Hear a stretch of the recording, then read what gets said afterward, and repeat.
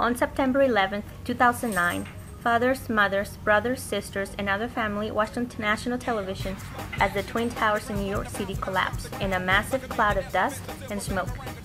Two United States-owned planes collide into two of our own buildings. Who could have done this? Everyone said it was a terroristic group known as Al-Qaeda, a group that was led by Osama bin Laden. They were thought to have come from the Middle East in a place called Afghanistan. Al-Qaeda was said to have made an attack on our nation and shaped its history. We wanted to research this topic because, like all of you, seeing this was terrifying. It is also a huge part of our nation's history. I would like to take this time to inform you about the terroristic idea of Al-Qaeda, how it was formed, why it was formed, when it was formed, and the original idea. The Afghan War started with the Soviets invading Afghanistan in 1979. The Soviets wanted to spread communism into the Islamic community. Afghanistan received help from funding through Pakistan's ISI. Leaders for these groups were formed by Muslim volunteers. As told by the Oily Americans in Time magazine, Afghanistan's war was funded by the U.S. through a CIA operation called Operation Cyclone. It was one of the longest and most expensive CIA covert operations ever taken.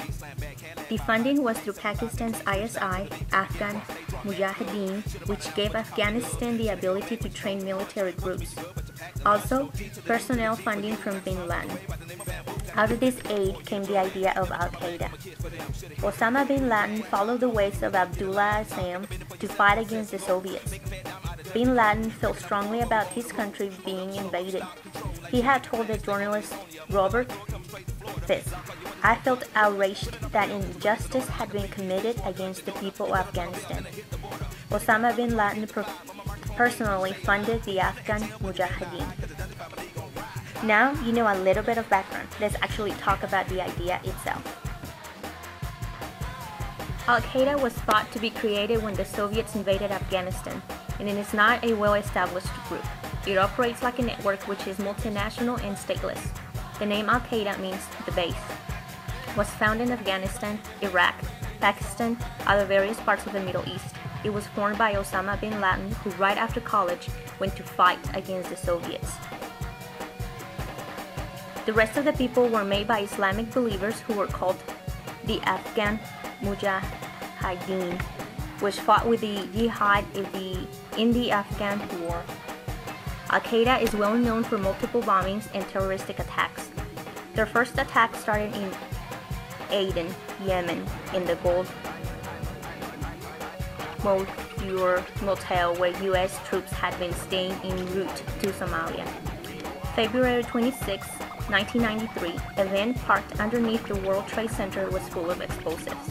September 11, 2001, the World Trade Center were completely destroyed by Al-Qaeda. Let me clear something up about Al-Qaeda and restate some of these ideas in simpler version. To most Americans, Al-Qaeda is a specific terroristic group created to cause terror and promote their Islamic Middle Eastern ways. Osama bin Laden was thought to be behind the entire operation. Some say that Al-Qaeda is not a group at all. It is said to be only an idea. Author and journalist Adam Curtis argues that Al-Qaeda was a formal government organization, is something made up by Americans.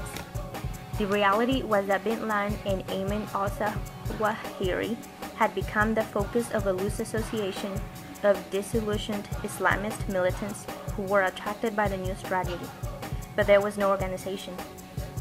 These were militants who mostly planned their own operations and looked to bin Laden for funding and assistance. He was not their commander. There is also no evidence that bin Laden used the term Al-Qaeda to refer to the name of a group until September 11 attacks, when he realized that this was the term that Americans had given it, the power of nightmares. The most important thing about this information is that there are terrorists, such as Al-Qaeda.